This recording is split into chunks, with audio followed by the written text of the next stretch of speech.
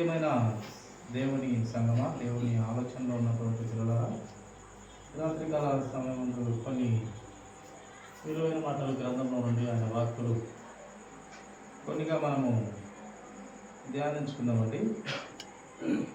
మరొకసారి చేరువచ్చిన అందరికీ ప్రభు నామంలో ఉదయపూర్వక వందనాలండి. గ్రంథము నుండి సామెతల గ్రంథము 23వ అధ్యాయము 22వ వచనము మాట మరి చదివినట్లయితే మంచిది. నిన్ను కనిన నీ తండ్రి ఉపదేశము అంగీకరించుము, నీ తల్లి ముదిమి యందు ఆమెను నిర్లక్ష్యము చేయకము.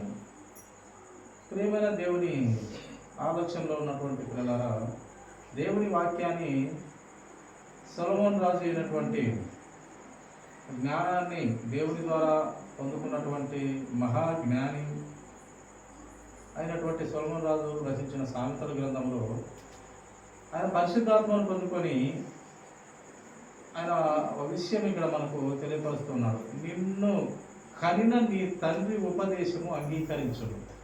సామాన్యంగా తల్లిదండ్రులు మంచివారు కానీ లేక చెడ్డవారు కానీ తమ పిల్లల విషయంలో మంచివారు మంచి యువులను ఇస్తారు తన పిల్లలకు.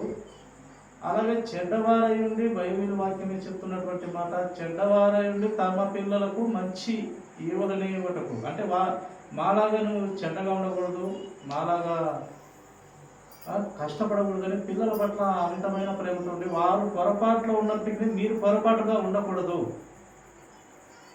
అని ప్రేమిస్తారు పిల్లలని. ఆ విధంగా ప్రతి ఒక్కరం కూడా ప్రేమిస్తాము. కనుక దేవుడు చెప్తున్నటువంటి మాట, నీ తండ్రి పొరపాటు వాడే కావచ్చు, లేక నీ తల్లి పొరపాటుదే కావచ్చు, కానీ వారి పిల్లల పట్ల మీ మంచి కోరుతారు. మీ భవిష్యత్తులో బాగుండాలి, మీరు మా మాదిరి కష్టపడకూడదు, మా మాదిరి అవమానాలు పడకూడదు, మా మాదిరి సమాజంలో కానీ దేవుని యొద్ద కానీ మీరు ఒక చిన్న చూపుగా బ్రతకూడదు, మీరు గొప్పగా ఉండాలని తల్లిదండ్రులు ఆలోచిస్తారు ప్రియుల. కనుక ఇక్కడ మంచివారి కానీ చెడ్డవారి కానీ తమ పిల్లలకు మంచి యువులను ఇస్తారంట. దేవుని వాక్యం కూడా తెలియపరుస్తుంది, మీ తండ్రి ఉపదేశం అంగీకరించుము, నీ తల్లి ముదిమి యందు, మీ తల్లి ముసలితనంలో ఆమెను నిర్లక్ష్యము చేయకము. ఎలాంటిదన్నా కానీ తల్లి కష్టపడి సాగుతుంది, ఎన్నో పనులు చేసి ఆమె తినక పిల్లలతో పెట్టుకుంటారు.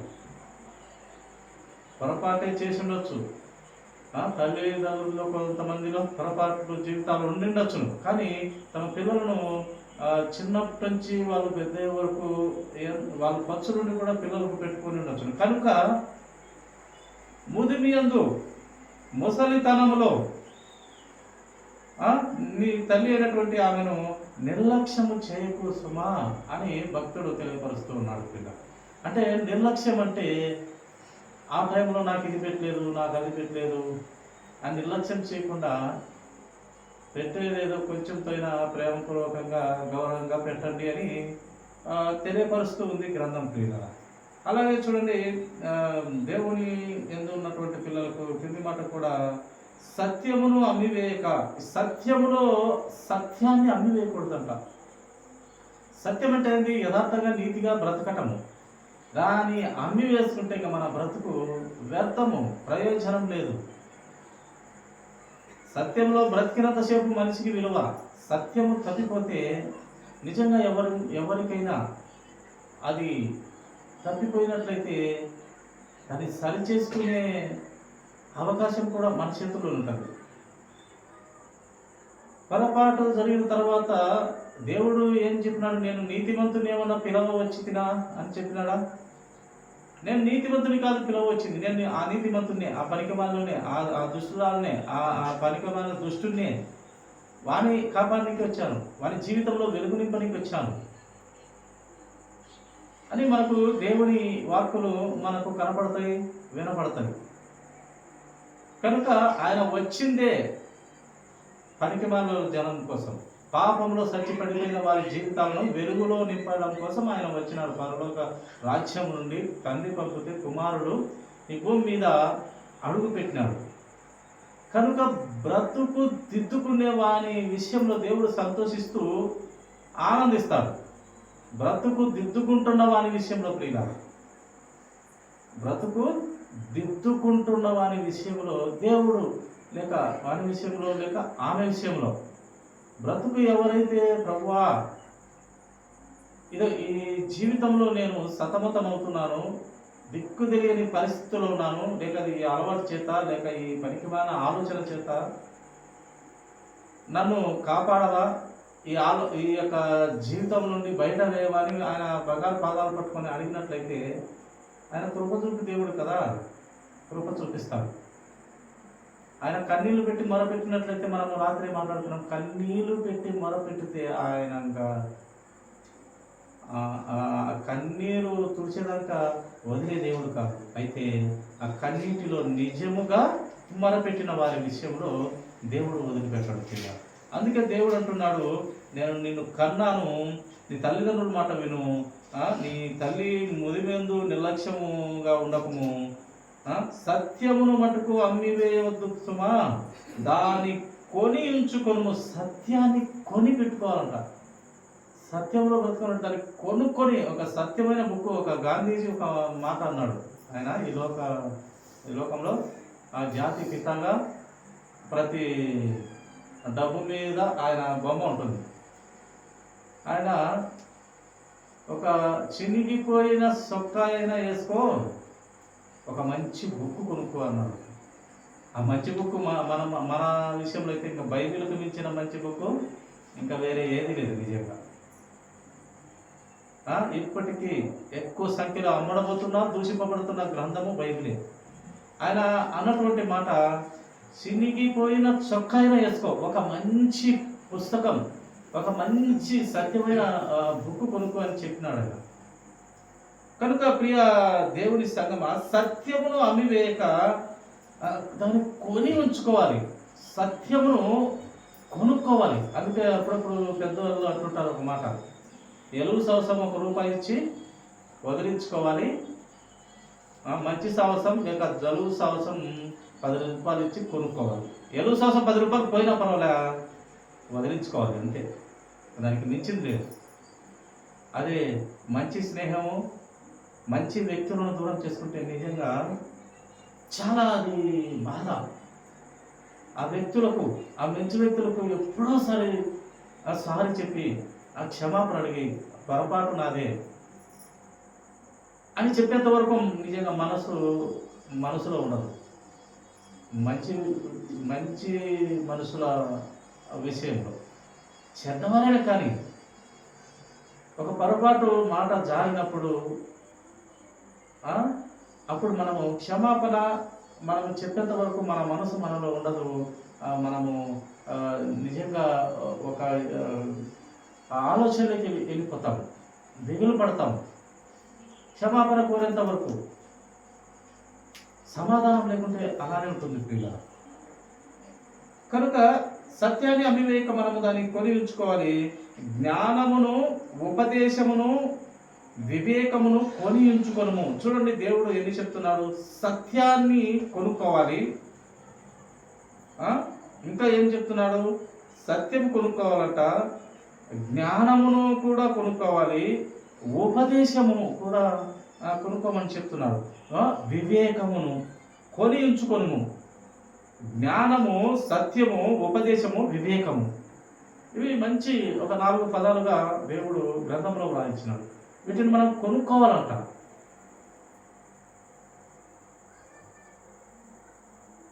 అందుకే వెండి బంగారముల కన్నా ప్రసంగి గ్రంథకర్త మన సొలొమోను రాజు గారు రాసినదే, వెండి బంగారముల కన్నా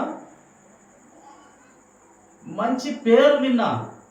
అవి సంపాదిస్తే ఎవడు నిన్ను అనుకునే, చచ్చిపోయినాక నేను అనుకునే దిక్కే లేదు. నువ్వు కేజీ బంగారం సంపాదించినా, ఎంత బంగారం సంపాదించినా, ఆస్తిపాస్తులు ఎంత సంపాదించినా ప్రయోజనం లేదు. కానీ మంచి పేరు నిలుస్తుంది, లేదా చెడ్డ పేరు చేసింటే చెడ్డ పేరు నిలుస్తుంది. పోయింది లేదా దరిద్రం పోయింది అంటారు. చెడ్డవాడైతే దరిద్రం పోయిందంటారు. మంచివారైతే ఒక మంచి వ్యక్తిని కోల్పోయినామా అని బాధపడతాం. కనుక దేవుడు సత్యము, జ్ఞానము, ఉపదేశము, వివేకము కొని ఉంచుకోమని మనకు తెలియపరుస్తున్నాడు.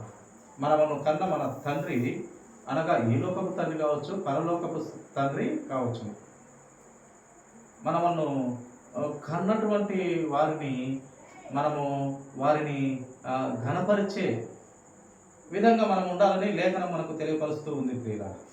చూడండి, కీర్తనల గ్రంథము 2వ అధ్యాయము, కీర్తనల గ్రంథము 2వ అధ్యాయము 7వ వచనం ఒక మాట మనం చూస్తాం. కట్టడను నేను వివరించేదను, యెహోవా నాకు ఇలాగ సెలవిచ్చెను, నీవు నా కుమారుడవు, నేడు నిన్ను కని ఉన్నాను.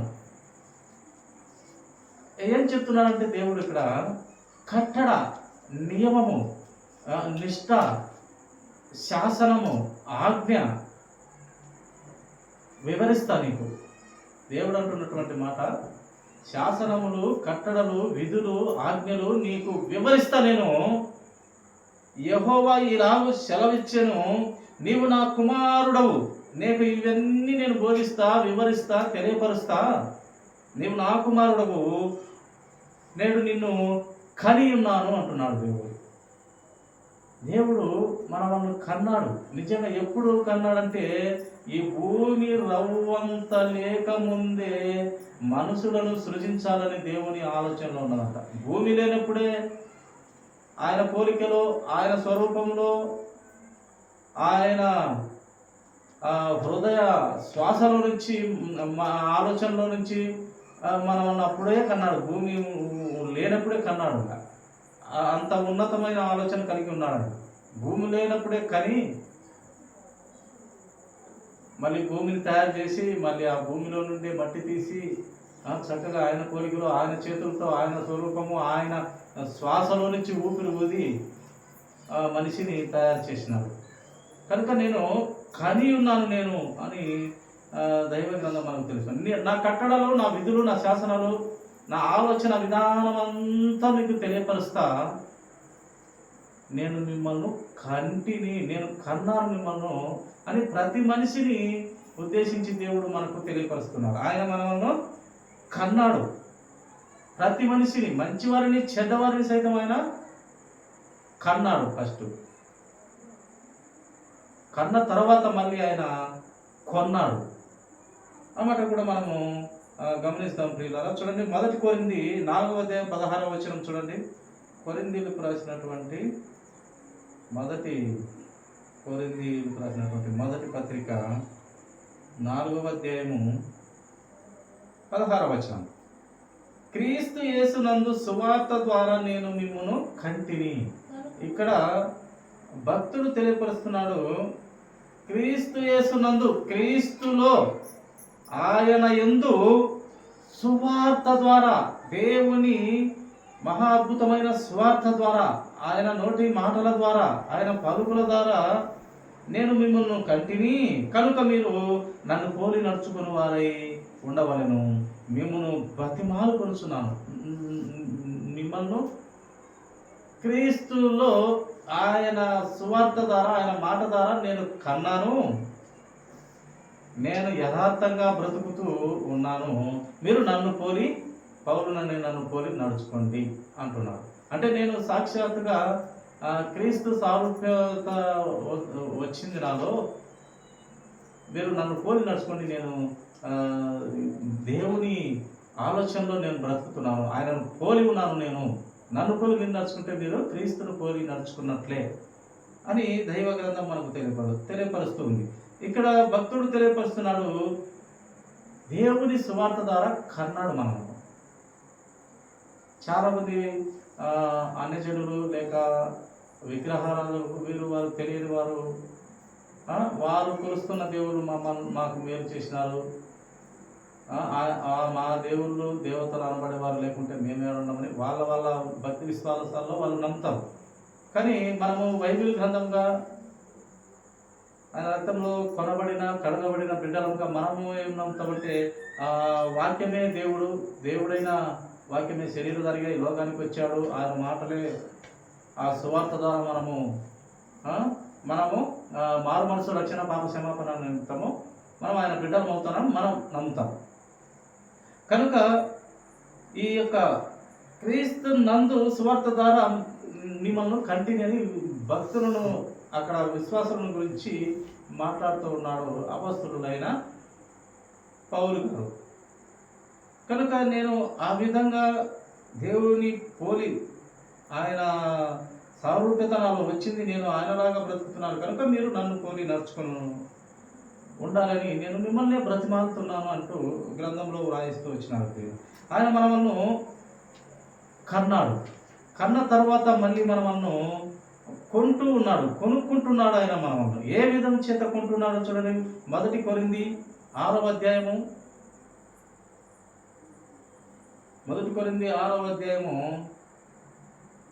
20వ వచనము మాట చదువుదాం. విలువ పెట్టి కొనబడిన వారు కనుక మీ దేహముతో దేవుని మహిమపరచుడి. విలువ పెట్టి కొనబడిన వారు మనం. ఏంది ఆ విలువ పెట్టిన సొమ్ము? ఆ పదార్థం ఏంది? విలువ పెట్టి కొన్నారంట ప్రియులారా. ఏంది ఆ పదార్థం? ఏంది ఆ సొమ్ము? ఏంది ఆ విలువ పెట్టింది? ఏందమ్మా?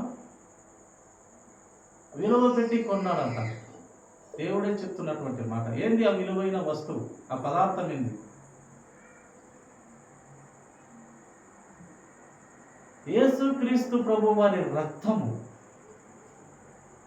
ఆ రక్తముతో కలువరి శిలువలో ఆయన చేయని తప్పుకు మన పాపాలన్నిటినీ ఆయన భుజాల మీద వేసుకున్నాడు. శాపమైపోయినాడు, పాపమైపోయినాడు. కలువరి శిలువలో చేయని తప్పుకు బలి అయిపోయినాడు. సర్వశక్తిమంతుడి కుమారుడు. ఒక్క ఆజ్ఞ ఇస్తే 12 సేనా వ్యూహాలు వచ్చి ఆయనను కాపాడగలిగిన శక్తిమంతుడు. ఒక్కొక్క సేన 6000 ఉంటుంది. 12 సేన ఒక్క మాట తండ్రితో చెప్తే అంతమంది జనం వచ్చి కాపాడగలిగిన శక్తివంతుడు, సర్వ సృష్టికర్త అక్కడ స్థానము మన కోసం పెట్టినాడు. మనము చచ్చిపోయి పడి ఉంటే మన జీవితాలను వెలుగులోకి బ్రతికింపనీకి ఆయన చనిపోయినాడు. మన పాప భారం ఆయన మోసినాడు కలువరి శిలువలో. అది ఆ విలువ పెట్టి కొనబడినటువంటి రక్తం. అది పరిశుద్ధ రక్తము, దేవుని రక్తము, యథార్థవంతమైన రక్తము, నిష్కలంకమైన రక్తము. ఆ రక్తంతో కొనబడిన పిల్లలు మనం. అందుకు దేవుడు అంటున్నాడు, వెల పెట్టి కొనబడిన వారు కనుక మీ దేహంతో ఎవరిని మీరు మహిమపరచాలి, ఘనపరచాలి, ఆరాధించాలి, స్తుతించాలి, సంతోషించాలి. యేసుక్రీస్తు ప్రభు వారి ఆ వెల ఆ విలువైన అమూల్యమైన రక్తం కార్చినందున ఆ కార్చిన రక్తం ద్వారా మనకు పాప క్షమాపణ, పాపాలు తీసివేయబడుట, పరలోక రాజ్యానికి చేర్చబడుట, రక్షణ వచ్చుట, పరిశుద్ధ ఆత్మదేవుడే మన హృదయంలోకి వచ్చుట, చాలా విలువైన గొప్ప కార్యాలే జరిగినాయి. కనుక మనం అందరం కూడా వెల పెట్టి కొనబడిన వారిని. ఎవరైతే యేసుక్రీస్తు ప్రభు వారు ఎందరూ ఆయనను అంగీకరిస్తారో వారిని అందరినీ దేవుడి కుమారులవుటకు ఆయన అధికారం ఇచ్చి ఉన్నాడని బైబిల్ లేఖన గ్రంథం రాయబడి ఉంది. ఎందరైతే అంగీకరిస్తారో వారందరికీ దేవుని కుమారులని దేవుడు రాయబడి, దేవుని బిడ్డలు.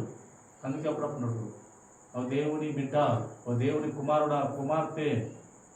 ఎప్పుడైతే ఆయనను అంగీకరిస్తామో అప్పుడు ఆయన పిల్లలు వస్తాం. ఎప్పుడైతే మనం ఆయన పిల్లలు అవుతామో ఆయన సారూప్యత రావాలి, ఆయన ఆలోచన విధానం రావాలి. ఇంకా ఆయన ఎలా బ్రతికి మాదిరి పెట్టినాడో, భూమి మీద 33.5 సంవత్సరాలు బ్రతికి ఎలాగో మనకు మాదిరి పెట్టినాడో ఆ మాదిరి జీవితంలో మన బ్రతుకులను చక్కదిద్దుకోవాలి. ఆయనే మనకు పెద్ద గురువు, సర్వ సృష్టికర్త. ఆయన జీవితం నుండి సమస్తం మనం నేర్చుకోవాలి. ఆయన వేసిన పునాది రాయి మీద మనం కట్టబడినాము. అపోస్తులు ఆయన ఆ క్రీస్తు అనే బండ మీద అపోస్తులు వేసినారు పునాది. ఆ నుంచి మనం కట్టబడుతూ వచ్చినాము. కనుక మనము ఆయన పిల్లలమైనాక మనం ఏం చేయాలంటే ఈ దేహంతో దేవుణ్ణి మహిమపరచాలి. ఆయనను గణపరచాలి. ఎవరైతే నన్ను గణపరుస్తారో నేను మిమ్మల్ని గణపరుస్తాను అంటున్నాడు దేవుడు. ఎవరైతే నన్ను గణపరుస్తారో, ఎవరైతే నన్ను ప్రేమిస్తారో నేను వారిని గణపరుస్తాను, ప్రేమిస్తాను, వారికి తగిన సమయంలో వారికి దీవిస్తాను, ఆశీర్వదిస్తానన్న దేవుని మాటలు మనకు కనపడతాయి. అదే కొరింథీయులకు మొదటి కొరింథీ పట్టణానికి రాస్తూ అపొస్తలుడైన పౌలు గారు 7వ అధ్యాయము 23వ వచనము ఒక మాట మనము చదువు. 7వ అధ్యాయము 23వ వచనము, మీరు విలువ పెట్టి కొనబడిన వారు కనుక మనుషులకు దాసులు కాకుడి, దేవునికి దాసులుగా బ్రతుకుడి, దేవునికి లోపడండి, దేవుని చిత్తం నెరవేర్చండి, దేవుని ఆలోచన విధానంలో బ్రతకండి. ఎందుకంటే మీరు విలువ పెట్టి కొనబడిన వారు. ఏంది విలువ? అది ఇందాకనే చెప్పినట్టు యేసయ్య పరిశుద్ధ రక్తంతో కనబడినటువంటి బిడ్డలం, కుమార్తెలము, కుమారులము. ఆ విలువైన రక్తంతో కనబడిన పిల్లలుగా మీరు ఈ లోకంలో ఎవరికి దాసులు కాకుండా కానీ ప్రభువుకు దాసులు కండి, ప్రభువుకు లోబడండి, ప్రభువు చిత్తం చేయండి, ప్రభువుని ఆలోచన విధానం గమనించండి, గుర్తించండి, పరిశీలించండి, దాని ప్రకారం నడుచుకోండి అని మనకు బైబిల్ గ్రంథంలో తెలియపరుస్తూ ఉంది. చివరి మాటగా అపోస్తలుల కార్యంలో 20వ అధ్యాయము 28వ వచనం ఒక మాట ధ్యానించుకొని ముగించుకుందామండి. అపోస్తలుల కార్యంలో 20వ అధ్యాయము 28వ వచనం,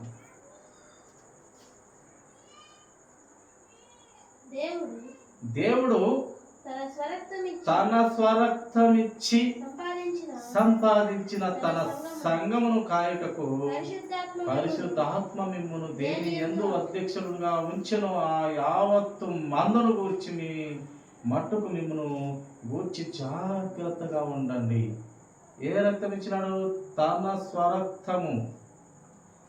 స్వరక్తము, పరిశుద్ధ రక్తము, యేసయ్య రక్తము, పరిశుద్ధ రక్తము, నిష్కలంకము, కలంకము లేనటువంటి రక్తము, నిష్కలంక రక్తం. అది పాపము లేని రక్తము. ఆ రక్తంతో కొన్నాడు మనము. కనుక తన స్వరక్తం ఇచ్చి సంపాదించిన సంఘమును కాయుటకు మనకు పరిశుద్ధాత్మ దేవుడు ఎప్పుడు తోడుగా ఉంటాడు. కనుక మనము ఆయన అడుగుజాడల్లో, ఆయన మాదిరి జీవితంలో 33.5 సంవత్సరములు యేసుక్రీస్తు ప్రభువు భూమి మీద బ్రతికి జీవించి మనిషిగా పుట్టి తప్పు చేయకుండా పరిశుద్ధునిగా బ్రతికి మనలాంటి శరీరం ధరించుకొని పరిశుద్ధునిగా తప్పు చేయకుండా 33.5 సంవత్సరాలు ఆయన కట్టి చూపుతో కానీ, నడతతో కానీ, ఆ బాడీ లాంగ్వేజ్తో కానీ చిన్న మిస్టేక్ కూడా ఆయన చేయలేదు. మనమైతే చిన్నది వచ్చే మనుషుల మీదకి వెళ్ళిపోతాం, కొట్టనికి పోతాం, కలవనికి పోతాం. ప్రభువు అది నేర్పించట్లే. ప్రభువు చాలా మనకు వినయ విధేయతలు నేర్పిస్తాడు. పిల్లలు దివ్య గ్రంథం నుండి మనకు చాలా మంచి ఆలోచన ఇస్తాడు దేవుడు. మంచి పనులకు పురుగొల్పుటకు పరిశుద్ధాత్మ దేవుడు ఆలోచన ఇస్తాడు. పాపాన్ని అసహించుకునేందుకు బైబిల్ గ్రంథం నుండి అమూల్యమైన మాటలు మనకు ఇస్తాడు. కనుక ప్రియ దేవుని సంగమా, ఆయన మనము కన్నాడు, తన రక్తం ఇచ్చి కొన్నాడు. కనుక మనము ఆయనను ఈ దేహంతో ఆయనను మహిమపరిచే, ఘనపరిచే పిల్లలంగా ఉండాలని దేవుడు కోరుతున్నాడు. కనుక అట్టి స్థితిలో మనము ఆత్మీయంగా ముందుకెళ్ళాలని దేవుడు కోరుతున్నాడు. అట్టి జ్ఞానము అందరికీ దేవుడు సమృద్ధిగా అందరికీ దయచేయుగాక. కొద్ది